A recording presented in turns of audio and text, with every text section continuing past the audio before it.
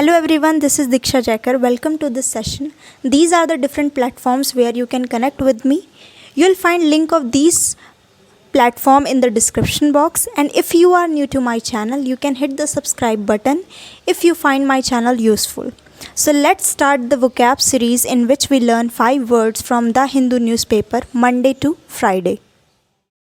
हमारा पहला वर्ड है डिसएनफ्रेंचाइज। डिसएनफ्रेंचाइज का मतलब होता है कि किसी से उसकी नागरिकता छीन लेना, यानी कि जो राइट एक नागरिक के पास होते हैं, एक सिटीजन के पास होते हैं किसी कंट्री के, उससे उसकी नागरिकता छीन लेना, यानी कि उससे उसका वोटिंग का राइट छीन लेना या फिर बाकी सारे राइट को छीन लेना, राइट्स को जो नॉर्मल उस सिटीजन के पास है किसी कंट्री के।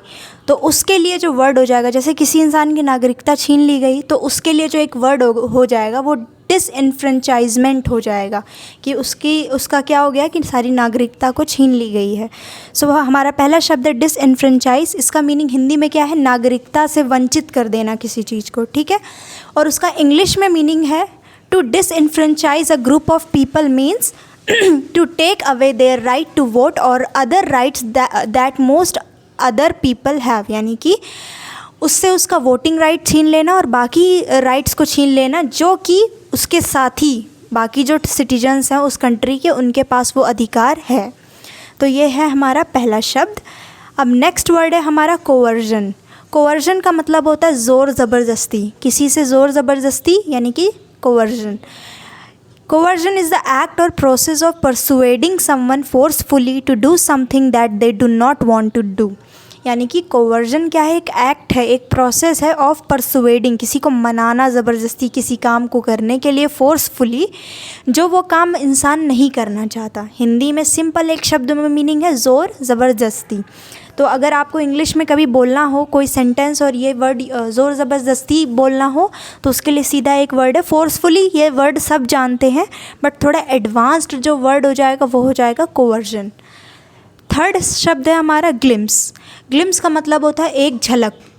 जैसे कि अगर आप कोई सिलेबस है, आप उसको देखना चाहते हैं, मतलब किसी सरसरी एक नज़र मार लें आप, तो उसको बोला जाता है ग्लिम्स। यानी हिंदी में मीनिंग क्या है? झलक, एक झलक, झलक दिखाना, ग्लिम्स। हमारा चौथा शब्द है इम्पोज। इम्पोज बहुत मतलब बेसिक वर्ड है, कुछ ज़्यादा ही यूज़ होता है ये। तो इम्पोज का मतलब होता है किसी काम को थोप देना। अब किसी काम को थोप देना, ये इस सेंस में भी ये वर्ड यूज़फुल है।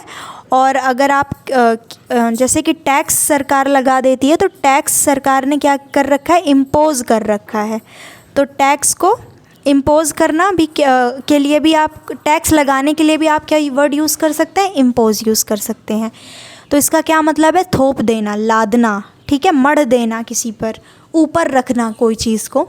इंग्लिश में if you impose something on people you use your authority to force them to accept it. यानी कि अगर आप इम्पोज करते हो कोई चीज़ को किन्हीं लोगों पे, तो यानी कि आप अपनी अथॉरिटी, अपनी पावर का इस्तेमाल करके फोर्स करते हो दूसरों को कि आप उस चीज़, वो लोग उस बात को एक्सेप्ट करें। इसको यूज़ कैसे करेंगे सेंटेंस में? That work was imposed on me, यानी कि आप किसी से अगर बता रहे हो कि वो काम मुझ पर थोपा गया था, तो उसको इंग्लिश में कैसे बोलेंगे? That work was imposed on me, यानी कि वो काम मुझ पर इम्पोज, यानी कि थोपा गया था। यानी आप वो काम को नहीं करना चाहते थे, फिर भी आप पे थोपा गया था। तो ये जो वर्ड है इम्पोज, ये डेली लाइफ में किस तरीके से सिंपली यूज़ कर सकते हैं? That work was forced on me, forced upon मी, उसके बजाय इम्पोज बोल देंगे, थोड़ा सुनने में अच्छा लगेगा। और अगर आप डेली जैसे ये वर्ड सीखा इम्पोज, तो उसको इस तरीके से अगर आप सेंटेंस के फॉर्म में यूज़ करेंगे तो अब वो आपको याद भी हो जाएगा।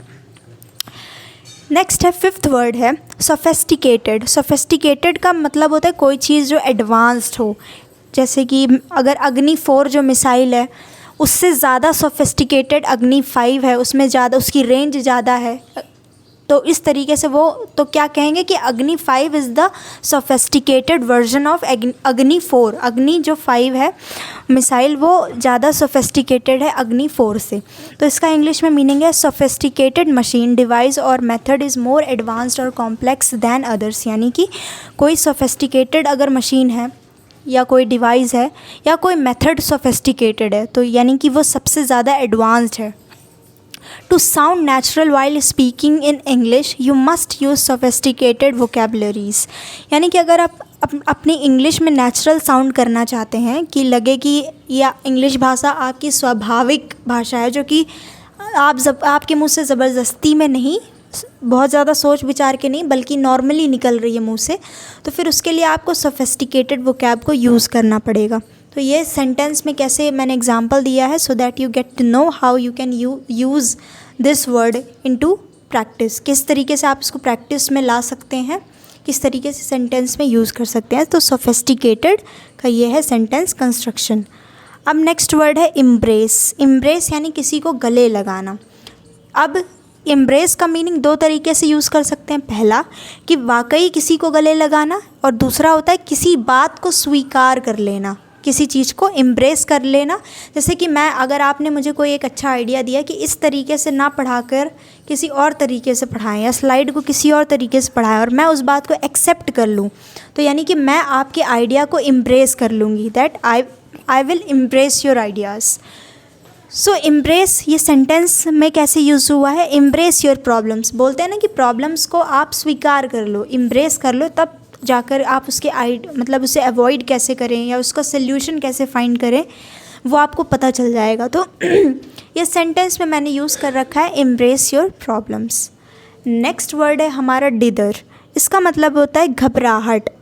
अभी इसका मीनिंग सिर्फ घबराहट, कांपना, तड़पना, ठीक है, ये भी होता है. और दूसरा, जैसे कि आपने कोई गलत काम किया और आप उस इंसान से बचना चाह रहे थे जिसके के साथ आपने गलत किया, and all of a sudden one day you meet that person, आप उससे मुलाकात हो जाए तो आप एकदम घबरा जाएंगे और कन्फ्यूजन में आ जाएंगे कि what should I do now, कि बात करें, सॉरी बोलें, या फिर वहाँ से निकल लें.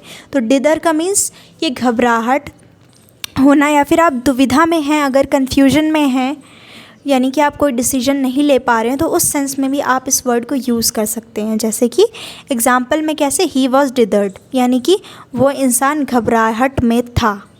तो ये थे नॉर्मल सेंटेंसेस, जिसमें से ये जो वर्ड है ऐसे राइटिंग वगैरह में ये चीज़ यूज़ हो सकती है. डिसएनफ्रेंचाइज इंपॉर्टेंट वर्ड है. फिर कोवर्जन वर्ड है, डे टू डे लाइफ में ये इंपॉर्टेंट है. ग्लिम्स मतलब बहुत ही ज़्यादा बेसिक है, बिगिनर लेवल के स्टूडेंट के लिए है ये. इम्पोज़ पता होना चाहिए कि टैक्स इम्पोज़ होता था, बहुत ही हिस्ट्री पढ़ते हैं तो उसमें भी इम्पोज़ वर्ड बहुत मिलेगा. नाउ सोफिस्टिकेटेड, ये भी बिगिनर लेवल का वर्ड है. इम्ब्रेस अच्छा वर्ड है, गले लगाना, यानी कि इम्ब्रेस योर प्रॉब्लम्स.